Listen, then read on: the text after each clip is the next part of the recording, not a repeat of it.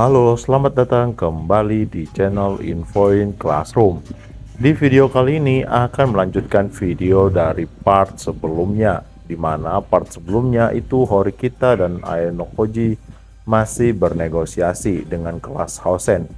Dan di part ini Horikita dan Aenokoji melanjutkan negosiasi akhir, di mana negosiasi itu sampai Aenokoji bertarung dengan Hausen. Penasaran? Langsung saja ke pembahasannya. Setelah itu, waktu berlalu. Sekarang hari Minggu, jam setengah 9 malam. Adalah hari yang ditunjukkan Nanase untuk berdiskusi. Aenokoji berpikir diskusi kali ini akan memutuskan apakah kelas D tahun kedua akan dapat bekerja sama dengan kelas D tahun pertama. Kelas D tahun kedua harus bergerak untuk membuat itu berhasil karena semua siswa selain kelas D tahun pertama dan kelas D tahun kedua telah memutuskan pasangan. Jika diskusi kali ini tidak berhasil, itu bisa memaksa kelas D tahun kedua untuk membuat kompromi besar untuk menghindari penalti seperti mengeluarkan poin yang besar. Di diskusi kali ini, kelas D tahun kedua dihadiri oleh Aenokoji dan Horikita dan Sudo yang memaksa kuat untuk ikut. Aenokoji berpikir Sudo ingin bersama Horikita, tapi bisa juga Sudo khawatir tentang Hausen yang terhadap wanita dia tidak akan segan untuk mengangkat tangan. Namun Horikita bersikeras menolak Sudo untuk ikut bahkan jika Sudo memintanya berkali-kali. Itu karena negosiasi nantinya akan menjadi sangat serius sehingga keberadaan Sudo akan menjadi penghalang. Tapi Aenokoji menolak keputusan itu. Alasannya, jika sesuatu yang tak terduga terjadi, Sudo dapat menggantikan Aenokoji. Aenokoji menganggap kemampuan Sudo cukup untuk mengatasi situasi. Pada akhirnya, Horikita membiarkannya untuk ikut dengan syarat bahwa dia tidak akan pernah berbicara atau mengancam. Yo. Ketika Aenokoji turun ke lobi asrama, Aenokoji bertemu Sudo yang sudah duduk di sofa dan menunggu. Sudo menunjukkan senyum ceria. Melihat itu, Aenokoji sudah menduga Sudo memang ingin bersama Horikita. Setelah itu, Aenokoji berkata, "Apakah belajar untuk ujianmu berjalan dengan baik?" Tentu saja, maaf saja, tapi aku akan mendapatkan setidaknya 250 poin kali ini. Jawab Sudo dengan kepercayaan penuh. Sudo yang saat ini kemampuan akademiknya mendapatkan lebih dari 250 poin, itu adalah pencapaian besar. Jika itu terjadi, mulai bulan depan kemampuan akademik OAA Sudo bisa meningkat melompat sekitar C. Melihat kepercayaan diri Sudo, Aenokoji menganggap omongan Sudo bukan hanya di bibir saja, tapi Sudo tampaknya sudah bekerja keras untuk membuktikan kepercayaan dirinya. Perubahan itu terlihat dari Sudo yang keterlambatan ia datang ke sekolah juga menurun secara drastis, dan sikap Sudo di kelas yang menjadi serius. Itu perubahan yang cukup banyak. Kamu sepertinya mulai suka dengan belajar, kata Aenokoji. Bukannya aku suka, tapi ada sesuatu yang sangat menyenangkan ketika aku menyelesaikan masalah. Selain itu, aku bisa mendapatkan energi untuk belajar selama hanya karena pujian dari Shizune. Kata Sudo dengan gembira yang tidak bisa mengendalikan kegembiraannya berdiri dan melihat kamera di dalam lift. Kemudian Sudo duduk lagi, menyentuh ponselnya dan menyentuh rambutnya. Setelah beberapa saat, Sudo berdiri lagi. Melihat itu, Aenokoji menganggap itu mungkin perasaan anak laki-laki seperti yang keluar pada kencan pertamanya dalam hidup. "Hei, Aenokoji," kata Sudo. Sudo yang memperhatikan apa yang Aenokoji lihat berbisik sambil melihat kamera pengawas. "Jika aku mengaku pada tahap ini, menurutmu apakah Shizune akan menerimanya?" Kata Sudo bertanya pada Aenokoji. Mengatakan itu dengan ekspresi serius. Mungkin tidak. Menjawab itu, Ainokoji bisa memberikan jawaban yang tepat untuk Sudo. Dan Ainokoji menduga akan Sudo kecewa. Dan Ainokoji yakin Sudo tidak akan puas dengan jawaban Ainokoji. Itu benar. Sudo menyetujui jawaban Ainokoji tanpa menggerakkan alis seolah-olah dia tahu itu. Aku tahu bahwa Shizune sendiri bukanlah tipe pecinta, tapi bukan hanya itu. Tidak ada yang terlihat menarik baginya sekarang. Sampai sekarang, betapa cerewetnya Shizune, tidak ada seorang pun di kelas yang berani mengganggunya, kata Sudo sekaligus bertanya pada Ainokoji. Dengan mengatakan hal itu, Sudo berkata bahwa Horikita tidak bisa berpacaran dengan siapapun. Aku melakukan yang terbaik sekarang, tapi aku rasa tidak wajar jika beban yang aku berikan di kelas dibatalkan.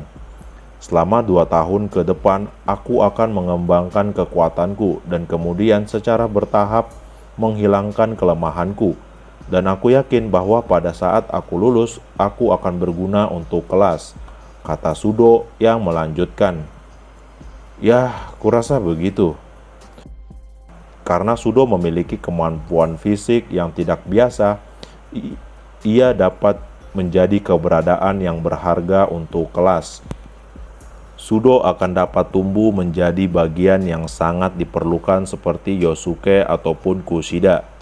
Melihat Sudo yang seperti itu membuat Ainokoji bertanya tentang apa yang dia pikirkan. Jika kamu bekerja keras dan menjadi yang terbaik di kelas, meski begitu Horikita tidak berbalik, apa yang akan kamu lakukan? Apakah kamu akan membenci belajar? Kata Ainokoji yang bertanya pada Sudo. Aku tidak mau menghentikannya.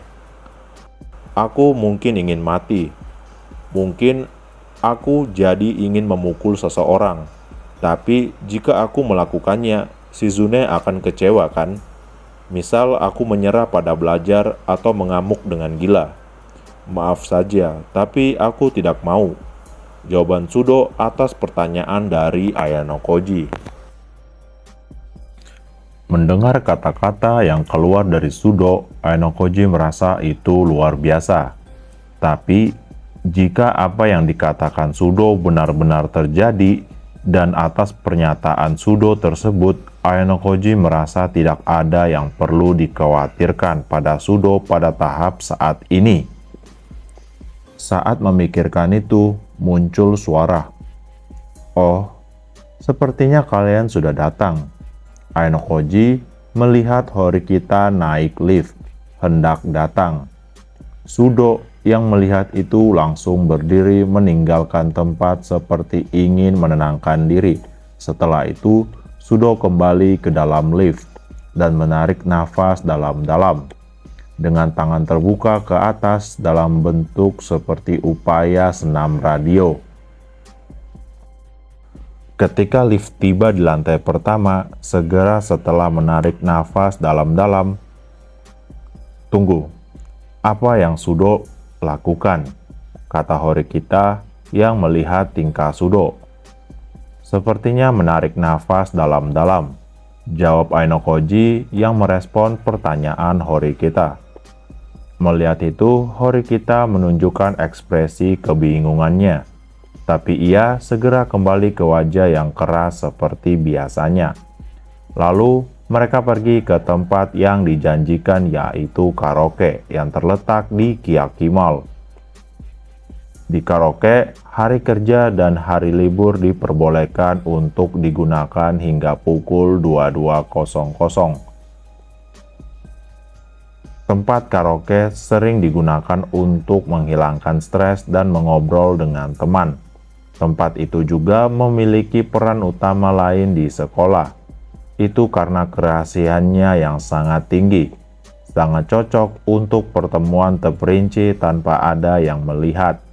Jadi, tempat karaoke adalah tempat termudah untuk pergi dan bertemu secara diam-diam di halaman sekolah tanpa diketahui oleh orang lain.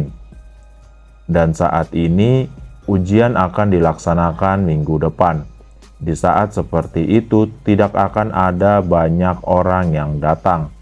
Dapat dikatakan bahwa ini adalah tempat dan waktu terbaik untuk melakukan pembicaraan rahasia dengan Hosen. Hei, apa kita benar-benar bisa bertemu dengan siswa tahun pertama sialan itu? Tanya Sudo sambil jalan. Jika aku tidak berpikir kita bisa bekerja sama, aku tidak akan meluangkan waktuku sejak awal, kata Horikita. Mendengar itu, dalam hati Ainokoji ia setuju, dan sebab itu dia ada di sini karena menilai ada kemungkinan. Lalu Horikita melanjutkan perkataannya.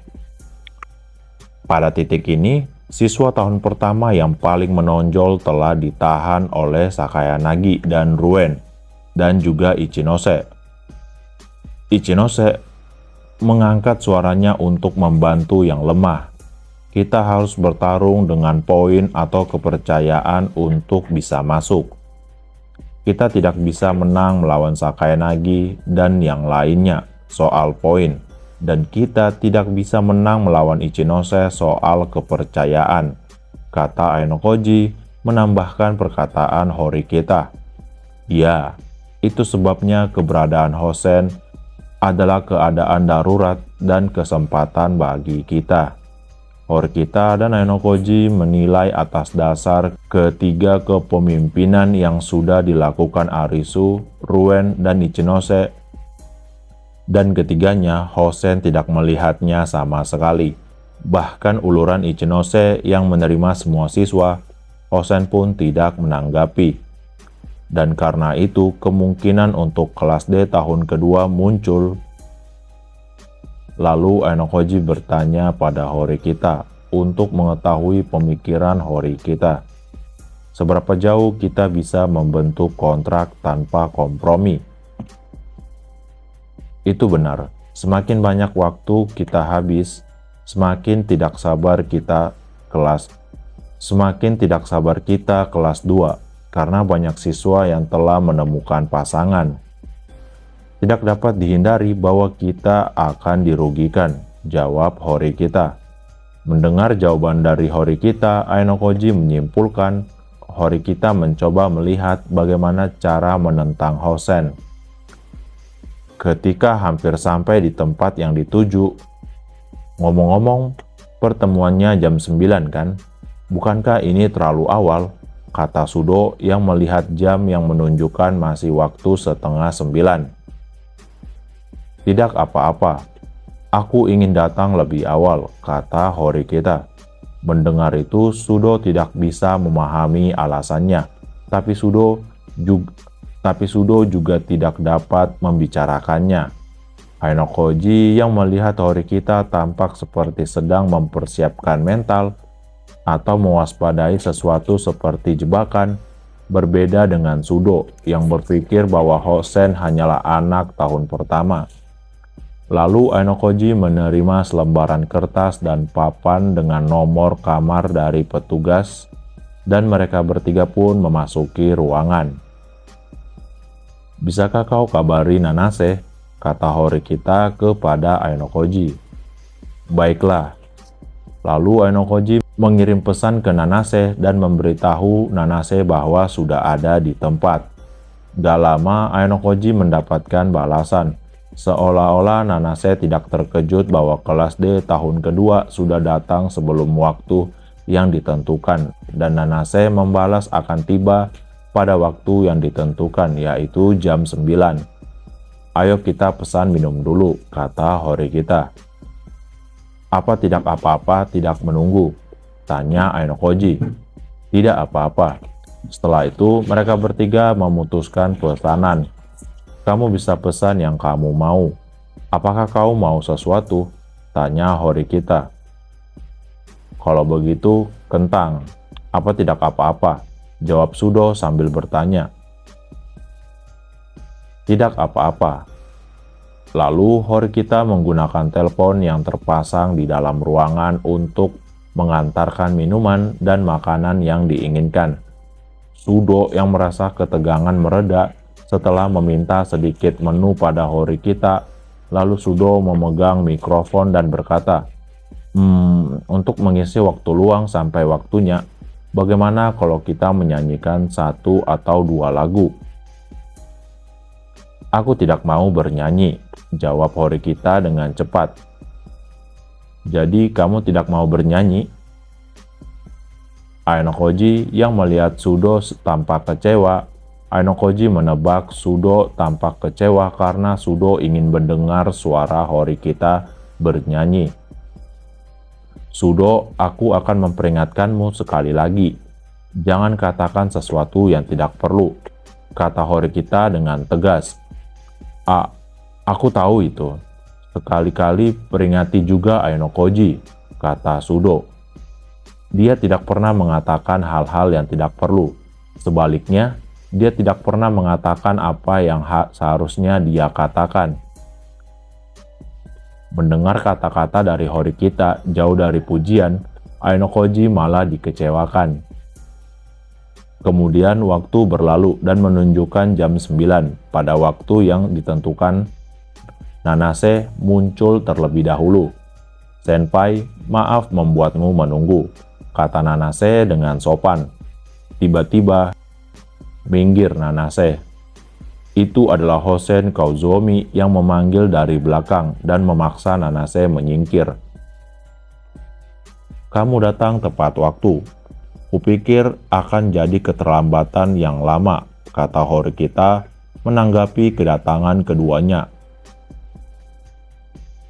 Ketika aku memutuskan untuk pergi, aku akan tepat waktu, karena aku tidak suka orang-orang yang menyusahkan meski hanya sedikit terlambat.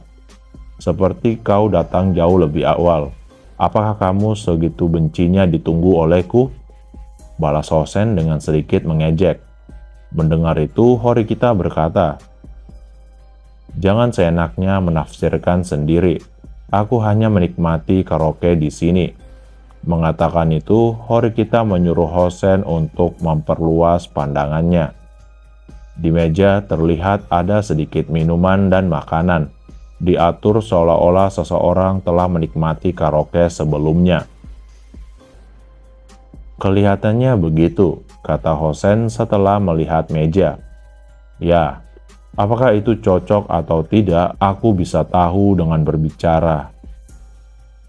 Lalu, Hosen duduk jauh di sofa dan membentangkan kakinya dan menggunakan ruangan untuk 3 orang lalu berkata, jadi, Nanase menjelaskan bahwa kau meminta kerjasama dengan kelasku.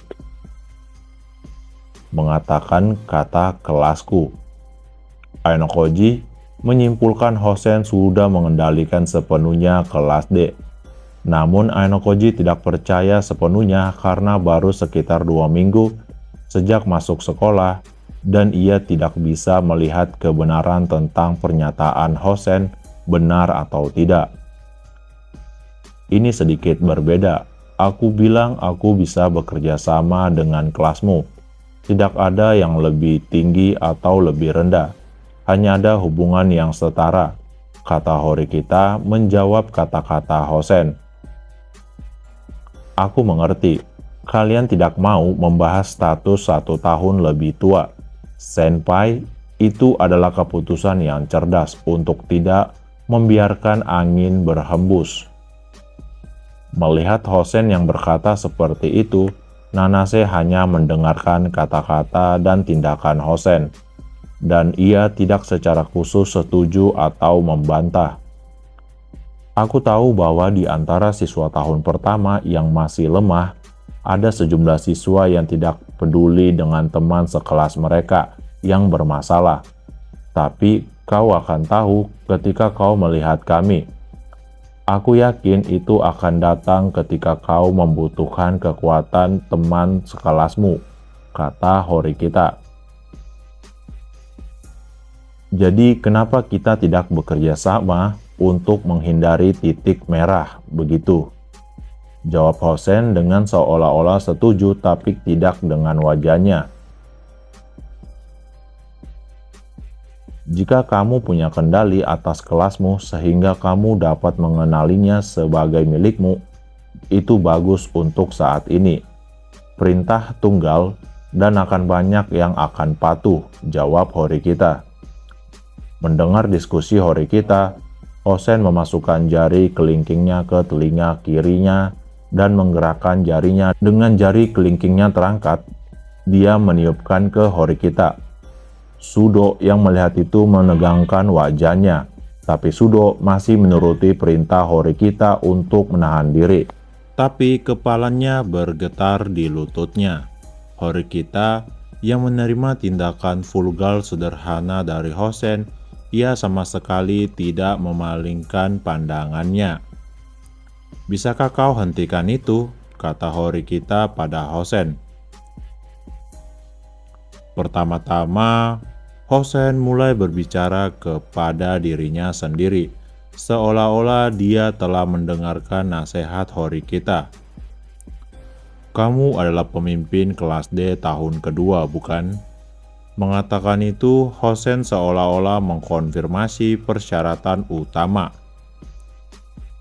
"Kamu bisa menganggapnya begitu," jawab Horikita. "Kurasa tidak ada yang aneh tentang kemampuan Horikita Senpai," kata Nanase yang membuka mulutnya pertama kalinya untuk Hosen. Mendengar itu, Hosen berkata, "Kalau begitu, aku akan memberikan nasihat pada pemimpin. Aku tidak akan bekerja sama dengan kata setara." Mendengar itu, Horikita berkata, "Kurasa begitu, kamu pria yang seperti itu. Jika kamu mengerti, jangan ragu untuk bertanya. Aku akan mendengarkannya," kata Hosen. "Mendengarkannya? Apa yang kamu harapkan? Apa kamu pikir aku akan memberimu uang untuk meminta kerjasama?"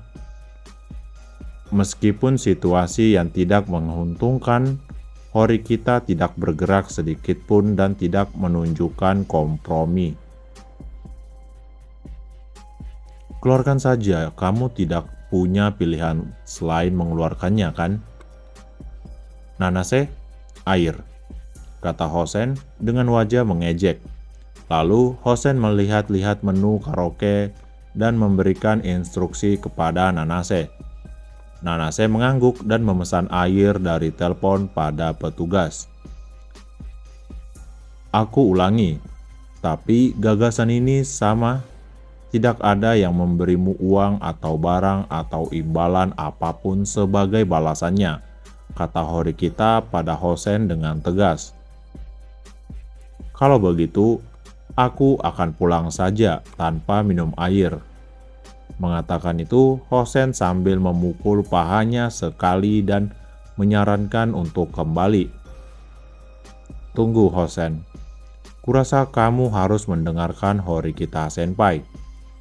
Nanase yang mendengarkan cerita di sebelah Hosen berkata seperti itu. "Mendengarkan? Itu tidak perlu," jawab Hosen. "Tidak. Kalau begitu terus, kita tidak bisa menyatukan kelas," kata Nanase. Melihat perdebatan Nanase dan Hosen, Horikita tidak bergerak, dan dia menyaksikan percakapan antara Nanase dan Hosen. "Lalu kenapa?" "Abaikan saja dia. Tinggalkan dia sendiri, tidak usah khawatir, ikan teri," kata Hosen. "Aku tidak bisa membiarkannya," kata Nanase dengan tegas. "Nanase, apakah kau ini bodoh?" Mengatakan itu, alih-alih marah, Hosen mendesah seolah terkejut. "Kurasa tidak ada gunanya mematuhi kondisi ini," kata Hosen. "Aku tahu apa yang ingin kamu katakan. Tentu saja, Horikita Senpai yang berada di tahun kedua sangat ingin melindungi teman-teman sekelasnya dan mereka punya alasan untuk melakukannya. Beberapa siswa mungkin akan keluar jika kita tidak mencapai kesepakatan. Bahkan jika mereka dipaksa untuk melakukannya, mereka harus berkompromi. Kamu menunggu itu, bukan?" Mendengar perkataan Nanase, Ainokoji tidak mengerti. Tapi Ainokoji menganggap Nanase tampaknya tidak mau ikut campur. Lalu Nanase melanjutkan perkataannya. Aku tidak berpikir strategi Hosen itu buruk. Ketika setiap kelas mulai mencari pasangan, mereka tidak berniat bergerak dan tidak ragu untuk menunda negosiasi awal. Itu untuk membuat lebih menguntungkan untuk tawar-menawar. Jika kamu tahu apa untungnya mencapai kesepakatan dengan Horikita di sini, jawab Hosen dengan marah. Itu adalah kepercayaan, kata Nanase dengan tegas. Mengatakan itu, Nanase menatap Horikita, dan Horikita mengangguk sebagai jawaban atas perkataan Nanase. Jangan membuatku tertawa. Kepercayaan itu hanyalah kata-kata manis, bukan? Kata Hosen. Apakah begitu? Kata Nanase, berhadapan dengan Hosen dengan kata-kata kepercayaan. Lalu Nanase berkata untuk menjelaskan pentingnya kepercayaan. Dalam ujian khusus ini, kita mungkin tidak perlu membuat kompromi. Namun, ujian di masa depan tidak akan bisa dilakukan dengan cara yang sama. Jika Hosen memusuhi semua siswa tahun kedua, itu bisa menjadi situasi yang tidak terduga, di mana pasangan tidak bisa diputuskan berapa banyak poin yang harus disepakati. Berapa banyak poin yang harus disiapkan. Masih bagus jika kamu hanya mendapat penalti pada nilaimu. Tapi bagaimana jika kamu kehilangan kendali atas pasanganmu? Dropout tidak bisa dihindari, kata Nanase yang menjelaskan. Apakah ada pria yang siap untuk bersamaku? Kata Hosen. Sepertinya ada sesuatu yang disebut poin perlindungan dalam sistem sekolah ini. Sambil berkata seperti itu, Nanase mengalihkan pandangannya dari Hosen ke Horikita untuk pertama kalinya. Mendengar Nanase berkata poin perlindungan, Ainokoji sedikit merespon dalam hatinya. Karena topik poin perlindungan adalah topik yang Ainokoji bicarakan pada Nanase. Sedangkan Horikita sedikit terkejut, tapi Horikita segera memahami situasinya dan mengangguk dan berkata, "Ya, itu adalah poin khusus yang bisa membatalkan dropout sekali." Melihat ekspresi Hosen seolah ia baru tahu tentang poin perlindungan, Horikita menjelaskan lebih rinci. Tidak heran kamu tidak tahu mengingat kamu baru masuk. Jadi ingatlah itu. Jika ada ujian serupa di masa depan dan pasanganmu memiliki poin perlindungan, dalam beberapa kasus kamu bisa dipaksa untuk drop out secara sepihak.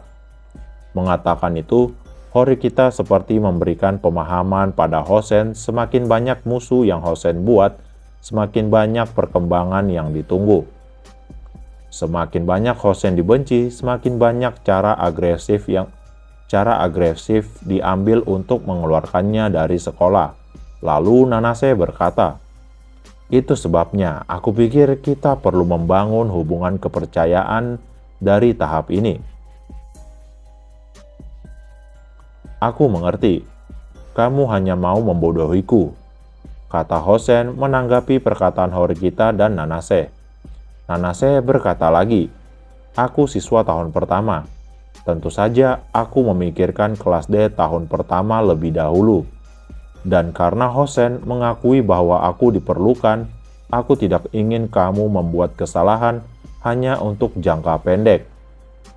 Melihat perdebatan Nanase dan Hosen, Horikita memahami seorang siswa yang bernama Hosen dan memperhatikan keberadaan Nanase.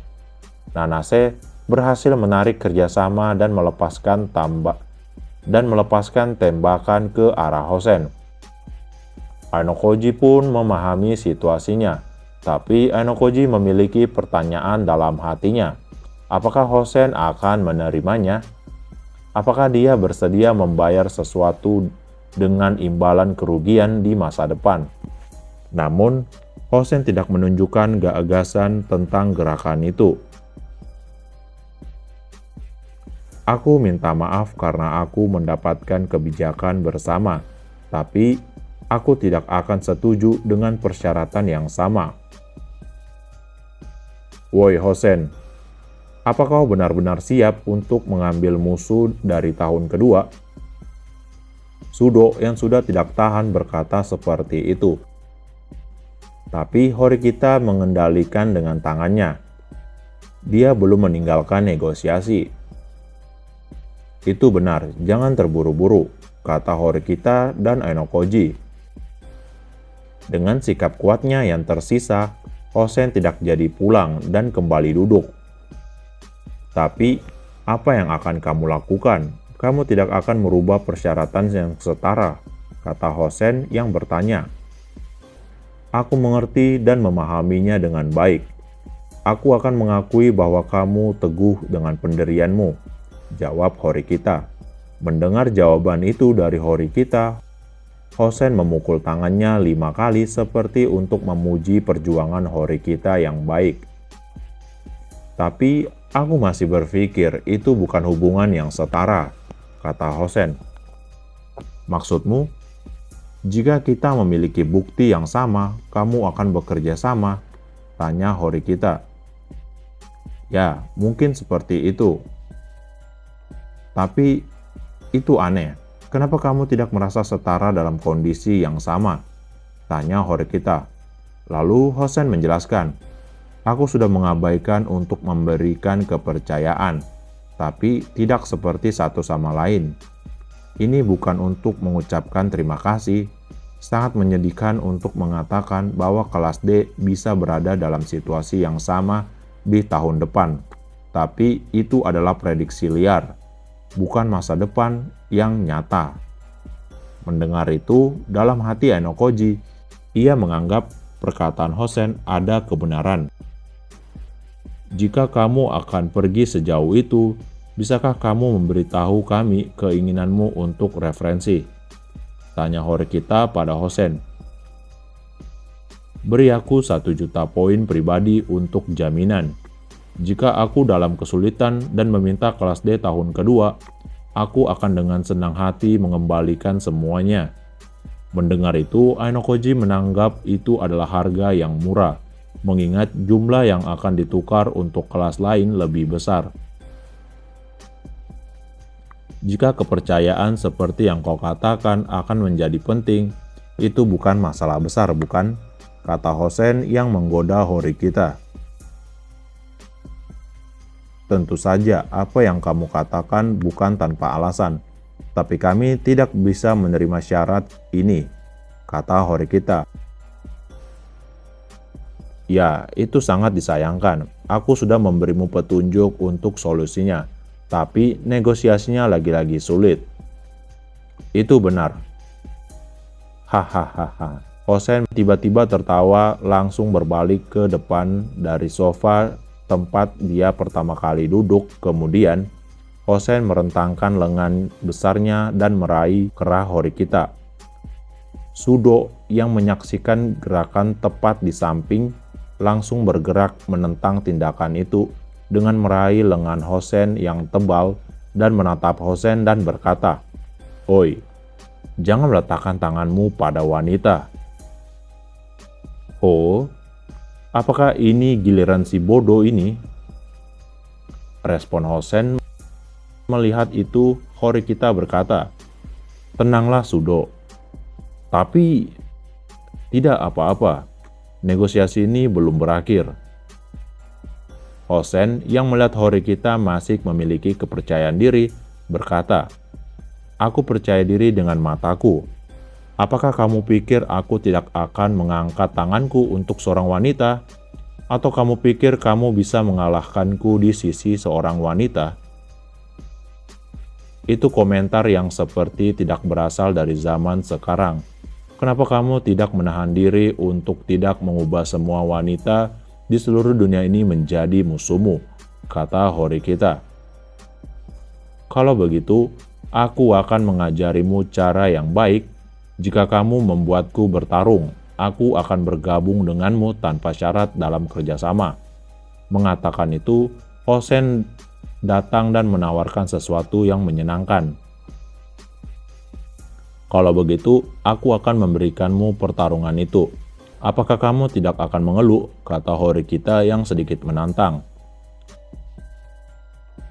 Mau Sudo atau Ainokoji yang terlihat bodoh di sana atau Horikita, kalian dipersilahkan. Jawab Hosen seolah ingin bilang kalau dia akan menerima siapapun itu. Sudo yang mendengar seperti akan mendapatkan izin dari Horikita untuk bertarung, ia berkata, "Tidak masalah Horikita, jika aku menang, aku akan mendapatkan kontrak. Aku tidak bisa menahannya." Sudo mencapai batas kesabarannya pada Hosen, yang tidak pernah melepaskan lengannya memegang kerah. Terlalu bodoh untuk memutuskan apakah ada kerjasama dalam pertarungan. Jika itu satu-satunya titik tawar, kita seharusnya tidak mengambilnya, jawab Horikita pada Sudo. Kenapa? Hosen sendiri bilang tidak masalah, jawab Sudo. Lalu Horikita berkata pada Hosen, "Aku pikir kamu sedikit lebih pintar.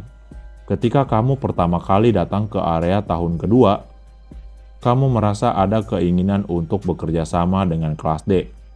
Aku bisa setuju bahwa akan lebih baik jika kita bisa bekerja sama berdasarkan persamaan kelas.